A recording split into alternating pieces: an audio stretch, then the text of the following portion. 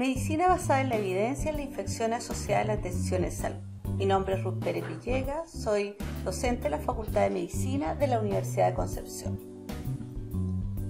Para iniciar esta clase vamos a conversar primero sobre el concepto de IAS.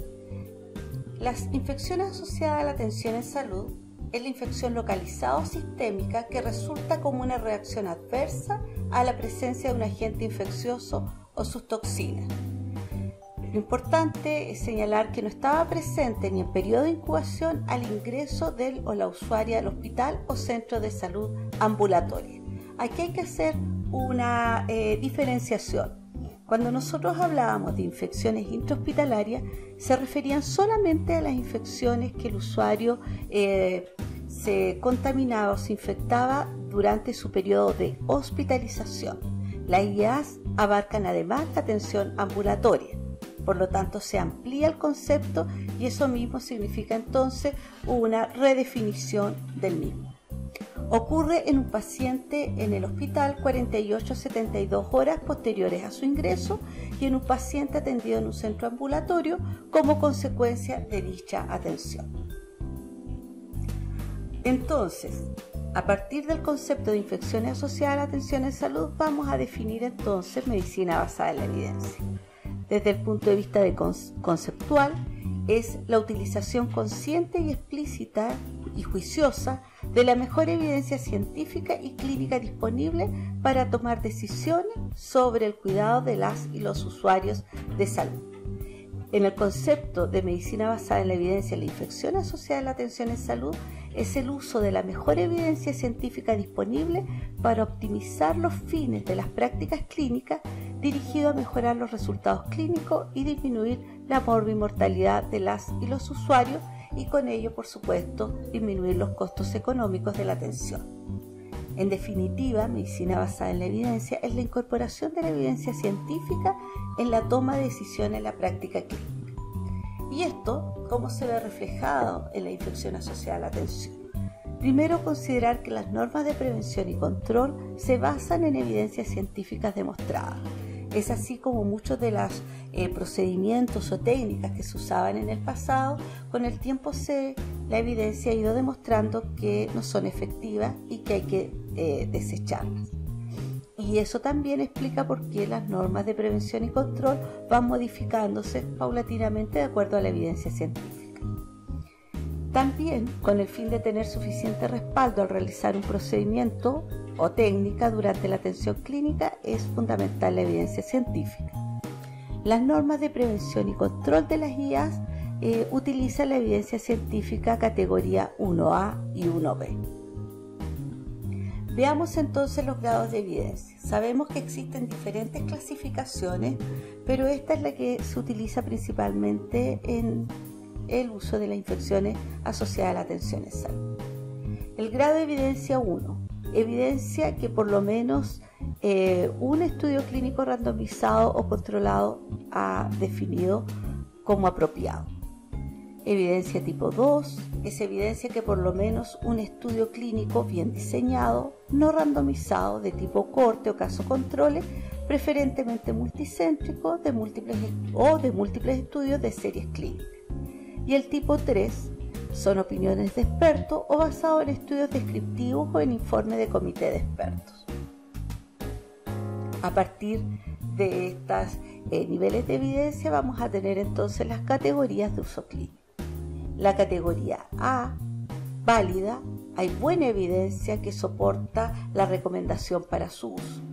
La tipo B es recomendable, es decir, hay moderada evidencia y que se requiere mayor número de investigaciones, mayor evidencia científica para que se recomiende en un 100% su uso. Y la tipo C o opcional, hay pobre evidencia que soporta una recomendación para su uso y que obviamente requiere revisar ese procedimiento y esa técnica a la luz de nuevas evidencias científicas.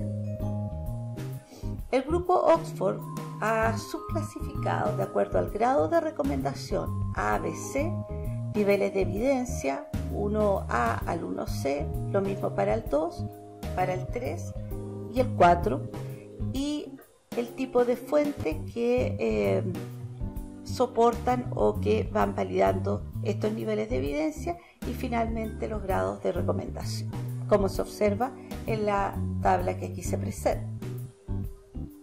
Por ejemplo, algunas recomendaciones para el control de las IAS según grado de evidencia obtenido a partir de las investigaciones existentes. Medidas que son efectivas para el control de las IAS. La educación del personal de salud en control y prevención de IAS tiene un nivel de evidencia 1B-A, categoría A. Es decir, se ha demostrado que el educar a la población, al personal, tanto alumnos, docentes como el personal clínico, que es una medida efectiva para el control de las infecciones. Otra recomendación es que antes de la inserción de un catéter se debe lavar las manos con jabón antiséptico o soluciones basadas en base de alcohol. También una fuerte evidencia tiene el uso que las curaciones del sitio de inserción del catéter venoso central, por ejemplo, se debe preferir apósitos estériles, transparentes, semipermeables, de poliuretano o las gasas estériles convencionales. Y otra evidencia fuerte es aquella que se refiere a que la solución salina al 0,9% para la irrigación de los puertos de catéter que no se usen frecuentemente o a través de sustancias como soluciones con heparina. Estas últimas solo se deben utilizar, son recomendables, cuando los fabricantes del dispositivo los recomiendan. Estas 4 medidas que ustedes observan en esta diapositiva tienen un nivel de evidencia fuerte. Bien, a partir de que existen en cada uno de los indicadores de vigilancia de la infección asociada a la atención en salud, varias medidas que han sido demostradas con la evidencia de que efectivamente son beneficiosas, se lograron determinar las Care Bundles o paquetes de medidas. ¿Qué son estas? Son un grupo de prácticas clínicas basadas en la mejor evidencia disponible que cuando se realizan en conjunto y en forma confiable producen resultados sinérgicos. Es decir, puede ser 4, 3 o 5 de las medidas que tienen más fuerte evidencia que realizadas en conjunto van a provocar un efecto sinérgico de tal manera que la reducción de la infección asociada a la atención en salud es efectiva. ¿Cuáles son los elementos básicos de estos paquetes de medidas?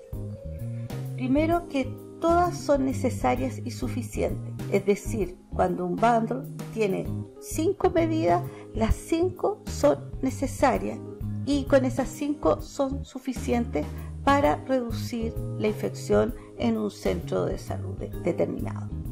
Es un set de 3 a 5 medidas, como ya señalé.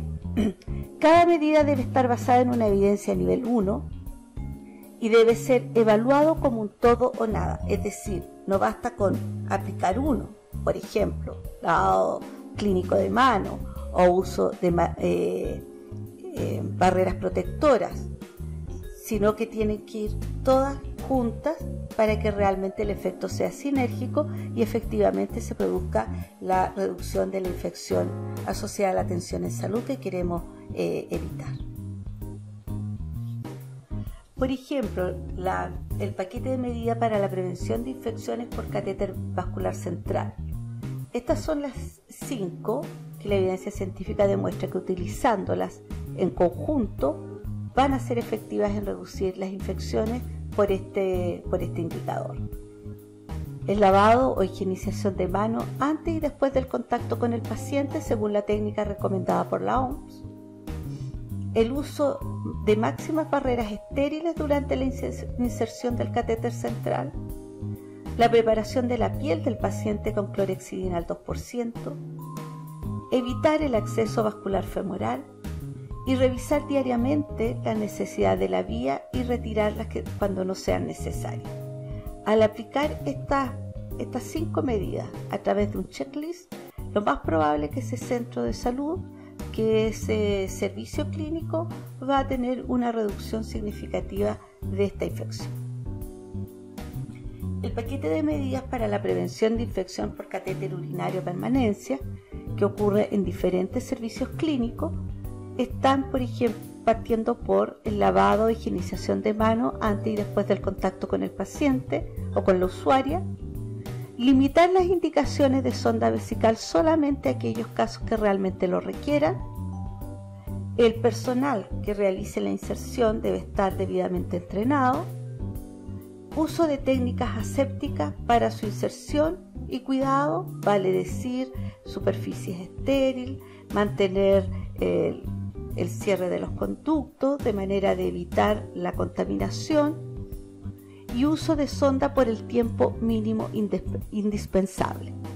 Estas 5 medidas utilizadas en conjunto, revisadas y evaluadas por el equipo, realmente van a reducir las infecciones por catéter urinario a permanencia. En conclusión, podemos señalar que la utilización de paquetes de medidas para mejorar la confiabilidad de la atención y prevenir infección asociada a la atención en salud vienen siendo exitosas desde hace más de 10 años. En el año 2001, el Instituto de Prevención de Infecciones es una organización norteamericana sin fines de lucro cuya misión es mejorar la seguridad y la calidad de la atención médica, desarrolló este concepto de paquetes de atención o bundle, que en el contexto ha ido demostrando con el tiempo que efectivamente tienen un rol importante en la prevención y control de infecciones asociadas a la atención en salud.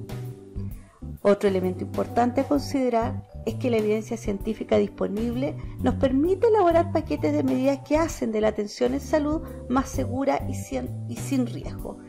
Y esto también nos permite considerar que podemos aplicar la evidencia científica en otros paquetes de medidas que no hayan sido presentados, por ejemplo, como son los indicadores de vigilancia de la infección asociada a la atención en salud que existe en nuestro país.